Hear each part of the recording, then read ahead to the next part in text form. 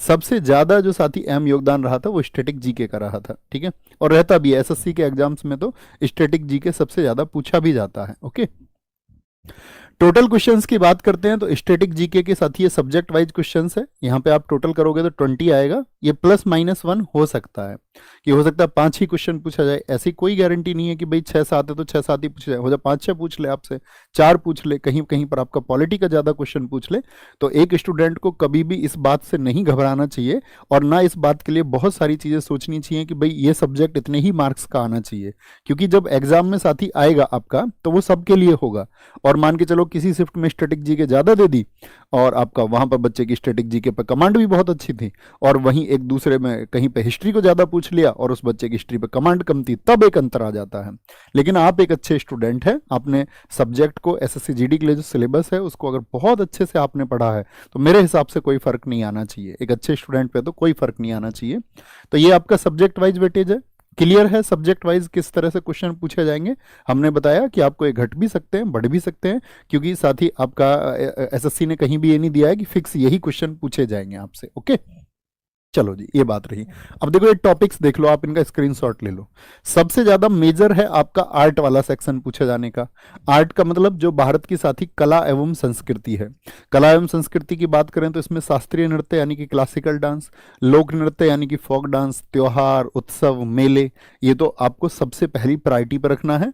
और अगर मैं बात करूं स्टैटिक जीके के, मान के चलो 6 क्वेश्चन पूछे गए तो 3 तो ऐसे होंगे जो आर्ट एंड कल्चर से ही पूछ लिए जाएंगे, और दूसरा वेटेज रहता है स्पोर्ट्स का, और इसके अलावा अगर एक आध % कहीं मिलेगा वो बाकी सब में से मिलता है। तो आप लोग अवार्ड्स को देखना एक बार ध्यान से। आपका जो अवार्ड का आपका जो भी सोर्स है, आप बुक से पढ़ते हो या आप ऑनलाइन पढ़ते हो, तो आप अपने सोर्स में देखें कि मैंने जो अवार्ड्स अब तक पढ़े थे वो मुझे रिवाइज कर लेने हैं।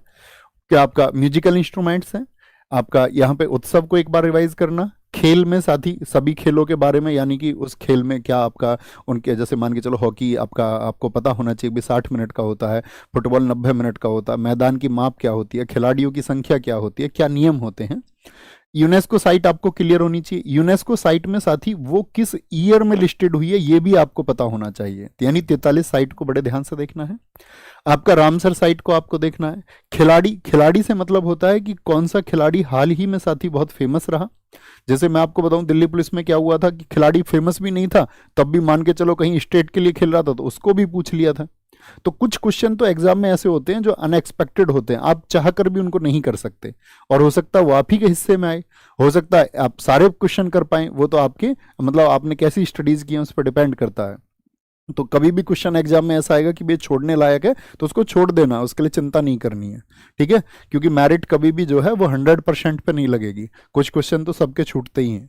घराने, आपका शास्त्रीय घराने के भी किस घराने का कौन आपका फाउंडर है ये जरूर पता होना चाहिए। किसी भी घराना, उसका संस्थापक और उससे जो जुड़े हुए लोग हैं। शास्त्रीय नृत्य 8 के बारे में आपको पूरी जानकारी होनी चाहिए, ठीक है। दिवस, दिवस और साथ ही करंट अफेयर्स में जो चर्चित कुछ थीम होती हैं, जैसे पर्यावरण दिवस बहुत चर्चित है, योग दिवस बहुत चर्चित है, खेल दिवस बहुत चर्चित है, पृथ्वी दिवस बहुत चर्चित है, कुछ की 8-10 की आपको थीम पता होनी चाहिए। बुक्स एंड ऑथर्स, यानी कि जो प्राचीन पुस्तकें थीं, अब ये हिस्ट्री वाला पार्ट भी है, मध्यकालीन भारत के दौरान कौन सी पुस्तक लिखी गई, चाहे आपका हुमायूं नामा लिखी गई हो, चाहे बाबर नामा लिखी गई हो, चाहे साथ ही आपका मजमुल बहरीन लिखी गई हो, या उससे पहले अगर मैं बात करूं आपका दिल्ली सल्तनत के दौरान कोई पुस्तकें लिखी गई हो, तो उन सब के बारे से लेकर के और आपका वर्तमान तक जो हमारा चर्चित पुस्तकें जो अवार्डेड है, मान के चलो बुकर पुरस्कार जिनको मिला है वो बुक्स हो गई आपका, या आपका इंटरनेशनल बुकर पुरस्कार जैसे रेत समाधि, मतलब चर्चित किताबें आपको पता होनी चाहिए। इसमें सबसे इंपॉर्टेंट रोल करती हैं बुक्स में जो प्लेयर्स की बुक्स हैं, किनकी, जो प्लेयर्स की बुक्स हैं, और साथ ही आपका प्लेयर्स के अलावा पॉलिटिकल जो बुक्स हैं हमारा, जो हमारे राजनेताओं ने लिखी हैं।